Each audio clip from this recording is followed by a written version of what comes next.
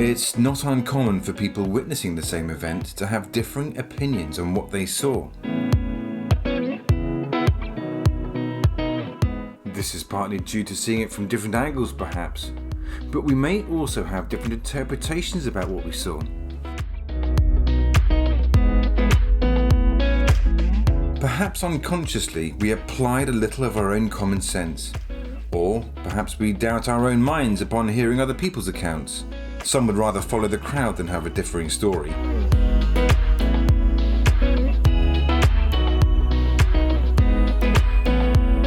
These subtle differences can be minuscule, but they can have a profound effect on the decisions we make next. What is true for you may not be true for someone else.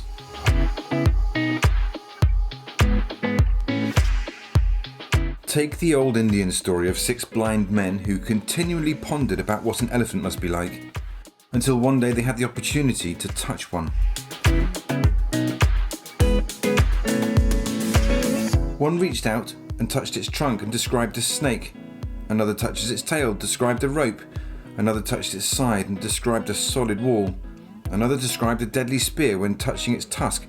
And the last one describes a carpet when touching the ear. Of course, the arguments continued until the Raja explained they were all correct, and they should combine their truths to better understand the bigger picture.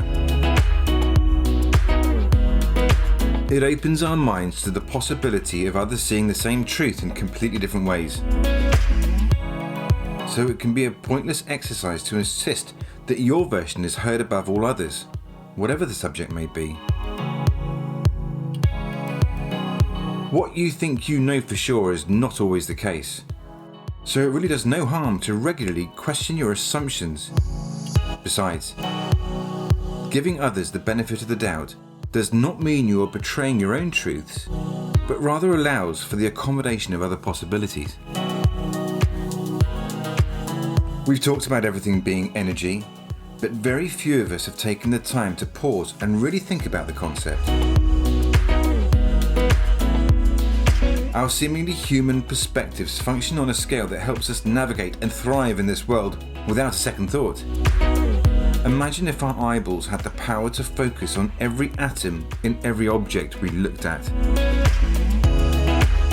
We'll now go on a brief journey into a world of strange and wonderful occurrences that have kept quantum physicists scratching their heads for quite some time. So let's shrink ourselves down to a quantum scale and take a look at the energy you and I are made of, and everything else for that matter. Actually, make that for all matter. Albert Einstein said, "We were all wrong. What we have called matter is energy, whose vibration has been lowered to be perceptible to the senses." Let's go deep and magnify the very core of what you see around you at this very moment. Let's drill down past your scope of vision and then deeper still into the structure of the particles, through the molecules and into the atom. To give you an idea, it takes about 1 million atoms in a row to make up the thickness of an average piece of paper.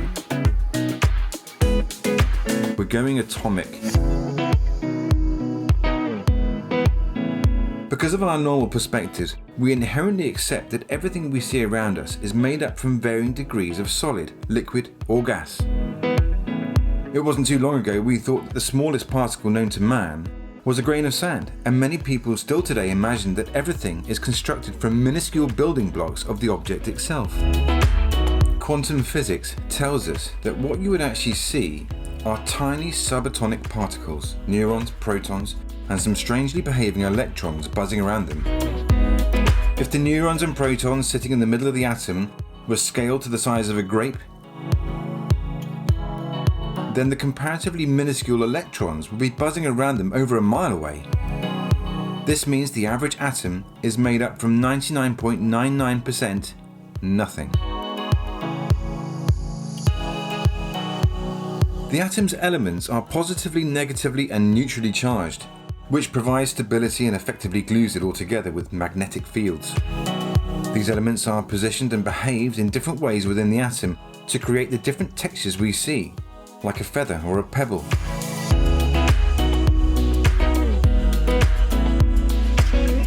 Quantum physics tells us if you explore the atom, you'll see that they are just mostly waves of energy.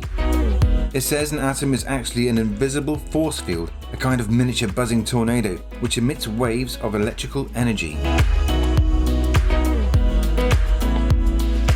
We know this because these energy waves can be recorded and their effects seen. But they are not a solid reality, as some of us may think. They have no actual substance as such. It is said that if you squeeze together all the space from within the atoms that make up the entire human race, we'd all happily sit on a teaspoon. Albeit an exceptionally heavy one. But this really is just the start of it. And the more you study atoms, the more extraordinary it becomes. As one of the founding scientific explorers of the atomic world, Nobel Peace Prize winning Danish physicist Niels Bohr once said, "Everything we call real is made up of things that cannot be regarded as real." If quantum mechanics hasn't profoundly shocked you, then you haven't understood it yet. The double slit experiment demonstrates the elusive genius and head-scratching wonder of the quantum world we live in. Why is it important? Because it's happening everywhere right now, and when you believe and accept the magic, anything is possible. Imagine a source of light shining upon a solid screen with two identical slits cut out of it.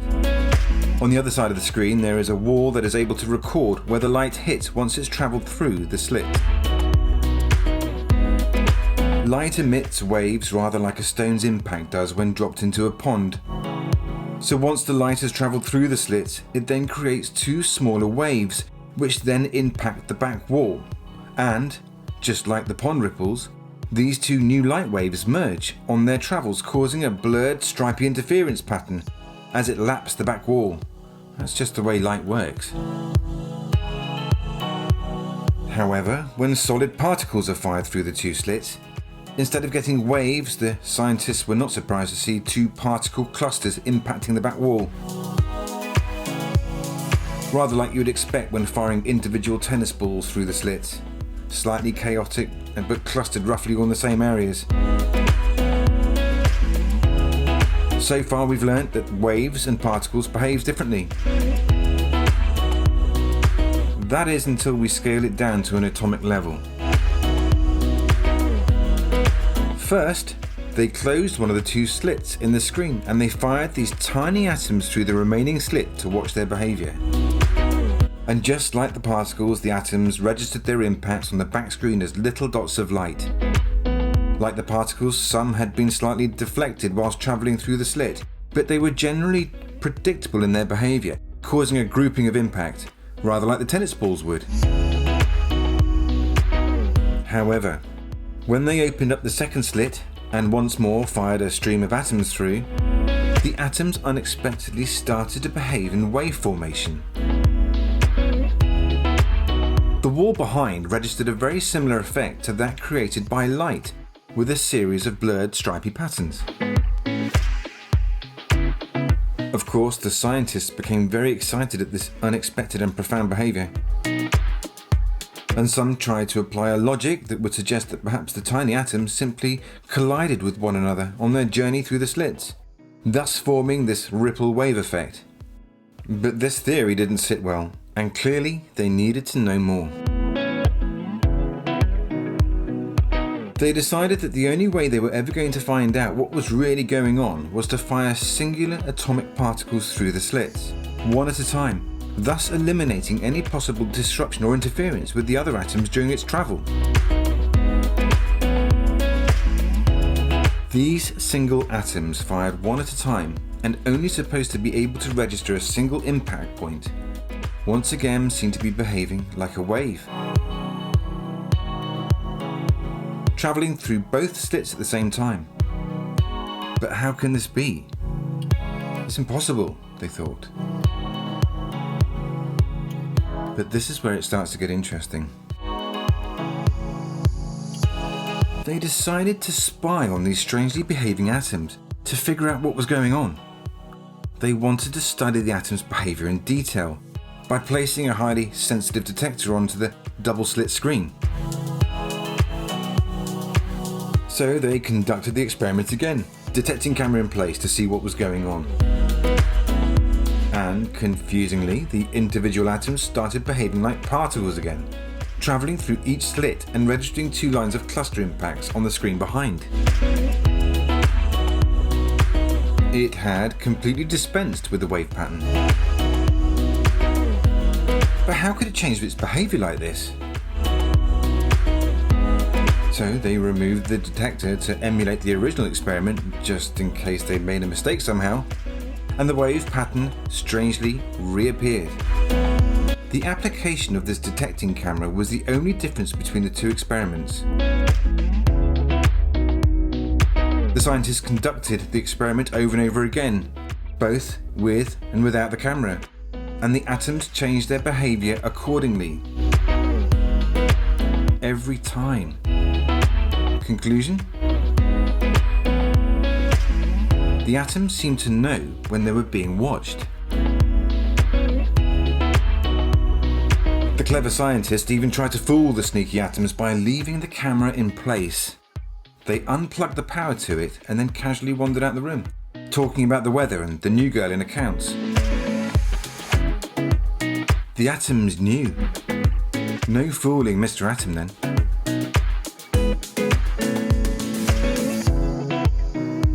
The scientists concluded that the atom was in fact at all places at once. They call it superposition. So now it has a label and a predictable but inexplicable behaviour. Have you ever heard the question, if a tree falls in the woods and there's no one there to hear it, does it make a sound? To which the traditional answer is no. Sound is another vibrational wave and your ears must be there to collect them. But with this in mind, perhaps the question should now be, does the tree even exist as we know it when there's no one there to see it?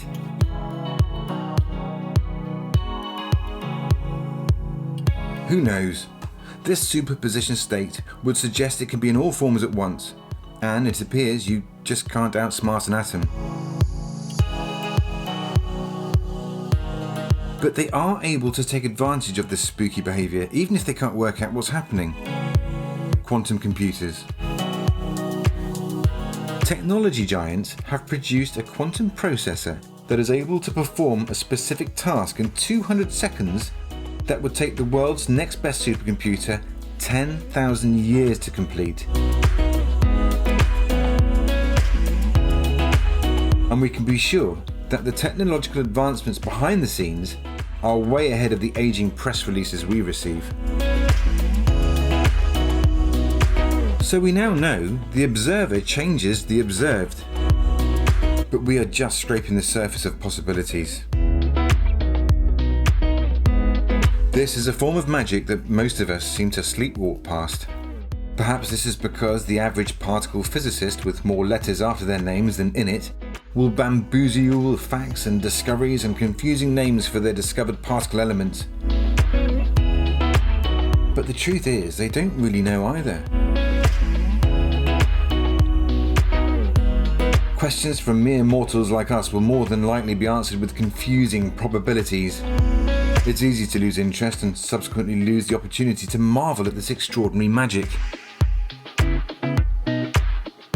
Those brave few that choose to try and untangle the mysteries of quantum physics, no pun intended, all quietly agreed on something. They really had no idea what was going on.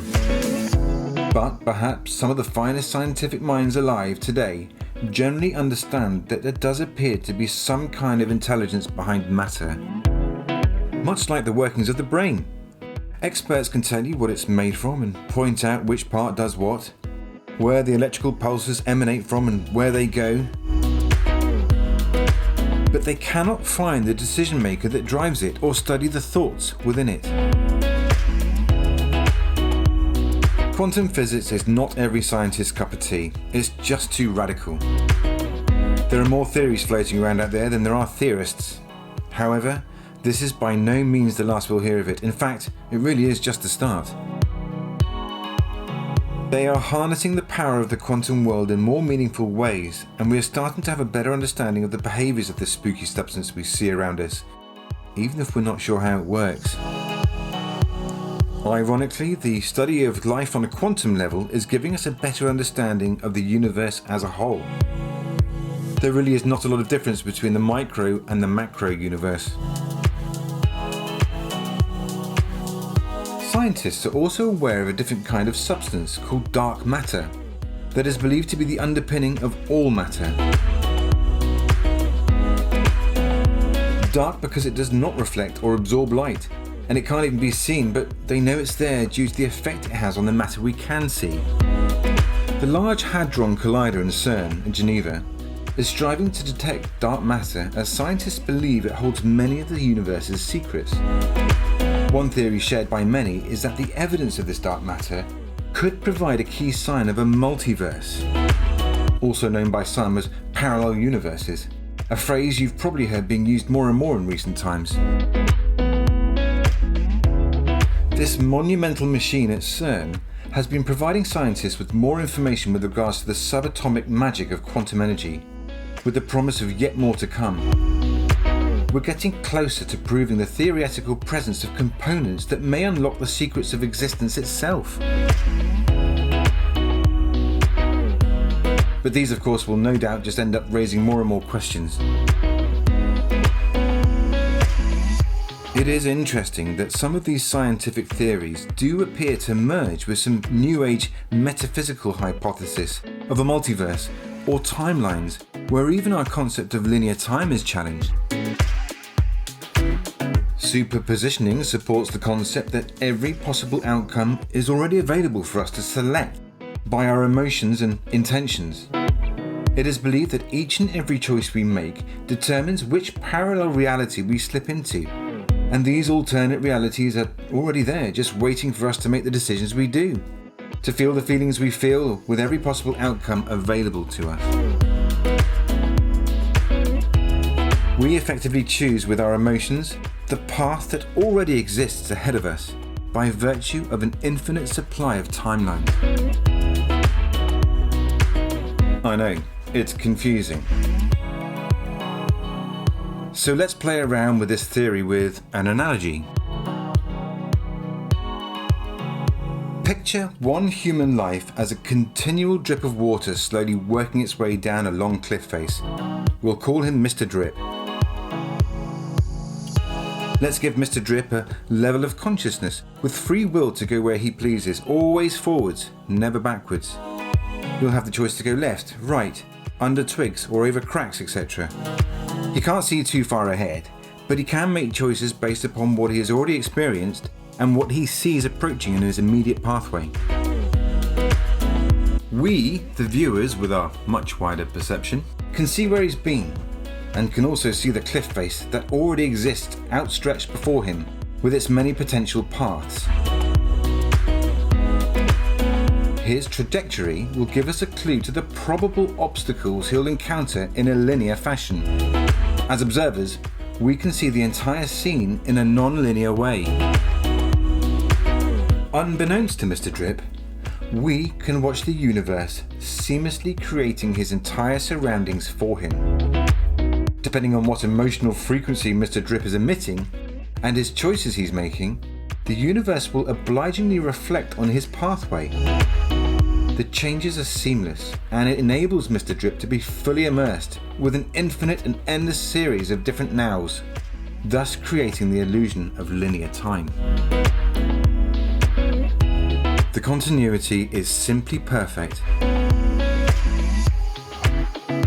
and it enables Mr. Drip to carry on his day in blissful ignorance of the lessons he is learning as he navigates his way down the cliff face.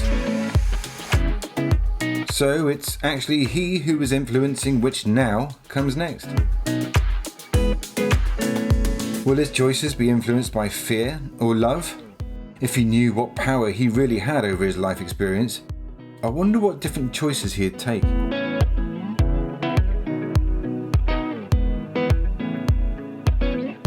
But are we really ready to get our heads around the possibility of accessing parallel dimensions? And do we really need to? My mother, for example, could barely get her head around navigating an airport terminal without bringing on a hot sweat. So for many of us, this might be an information overload. Quantum physics continues to challenge and redefine pre-existing theories and knowledge. In a world of scientific-based facts and opinions, it throws a wonderfully refreshing curveball into the mainstream mix. So, how do you think your observations may affect your reality?